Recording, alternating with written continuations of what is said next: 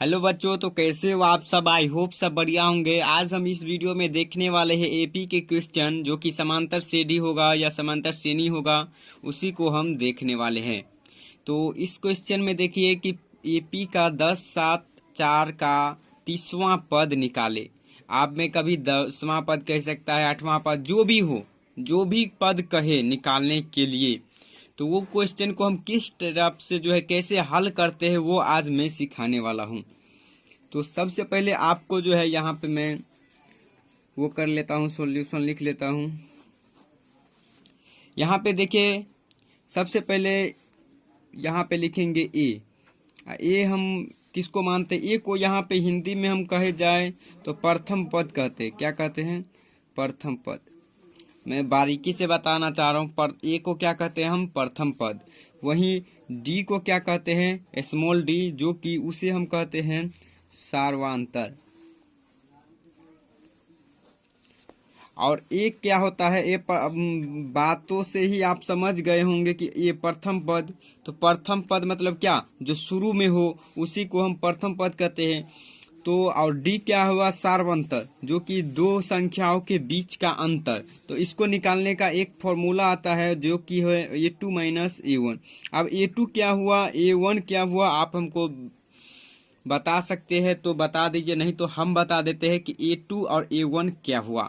सबसे पहले बात रही A2 का मतलब हुआ कि दूसरा पद, और A1 का मतलब क्या हुआ? पहला पद। तो आप लोग समझ गए होंगे कि A2 माइनस A1 मतलब दूसरे में से पहले को घटाना है।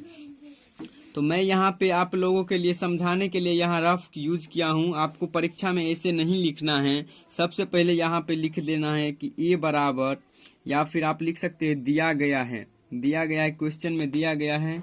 ए दे दिया है, कितना दे दिया है? तो 10 दे दिया है। और डी भी हमें निकालने आता है। डी कैसे निकालते हैं? A2 minus A1।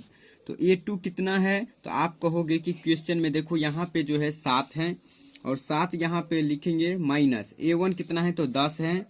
तो 10 यहाँ 10, 7 में से जो 10 गया तो नेगेटिव वैल्यू आएगी, तो मैंने इसका 3 हो जाएगा।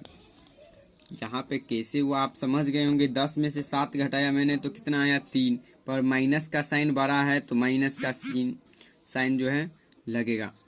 अब रही हमारे प्रश्न क्या कहते हैं, यहाँ पे लिखेंगे हम। सबसे पहले तो n भी दे दिया है। क्या? n का मतलब होता है पद। n का मतलब होता है पद।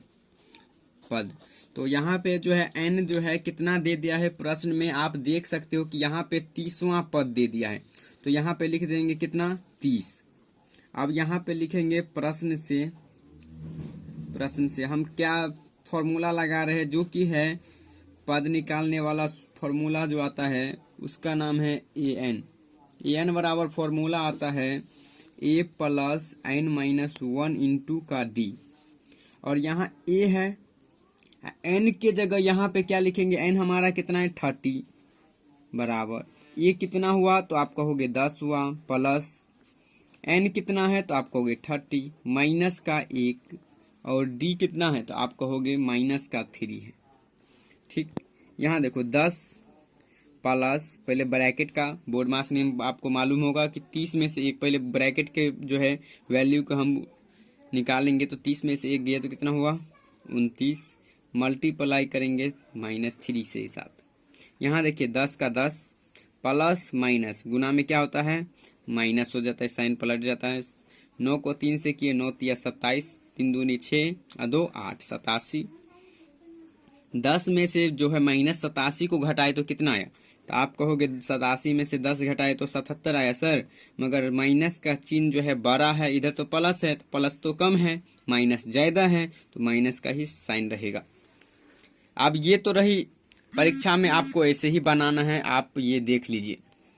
अब रही बात कि आप सर यही क्वेश्चन जो है ऑब्जेक्टिव में पूछ दे तब हम कैसे बनाएंगे।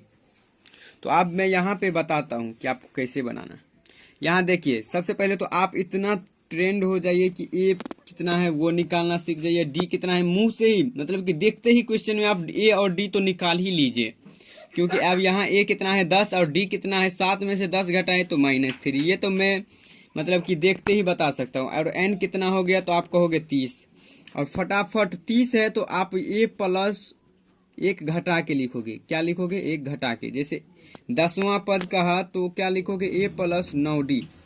जैसे 30वां का है तो a प्लस 29d, ये लिखना है। और a के सामने क्या लिखोगे आप? तो आप कहोगे 10 प्लस 29 और गुने d के सामने माइनस का 3, और वही आंसर आएगा दोस्तों। आप देख सकते हो यहाँ पे भी वही आंसर आया, मगर ये ऑब्जेक्टिव में यूज करना है, क्योंकि वहाँ पे A B C और D ऑप्शन दिया रहेगा, 4 ऑप्शन वो पुट करना रहता है वहाँ। बट यहाँ पे देखो आप, तो ये प्रॉपरली 2 नंबर का क्वेश्चन रहेगा वहाँ पे, तो ये बनाना पड़ेगा। और सेम टू सेम इसी तरीके से जो है आपको बनाना पड़ेगा। तो आशा करते हैं ये वीडियो आपको बेहद ही प्रसन्न किया होगा ये। तो आप वीडियो बहुत ही अच्छा लगा है तो वीडियो को लाइक कीजिए, अपने दोस्तों के साथ शेयर कीजिए, क्योंकि ज़्यादा से ज़्यादा जो है इस वीडियो को जो है बच्चे तक पहुंचा जाए। और ये वीडियो टोटली फ्री है, तो आपको लाइक करने में कोई पैसा नहीं लगता है। तो मिलते हैं किसी दूसरे वीडियो में। जय हिंद।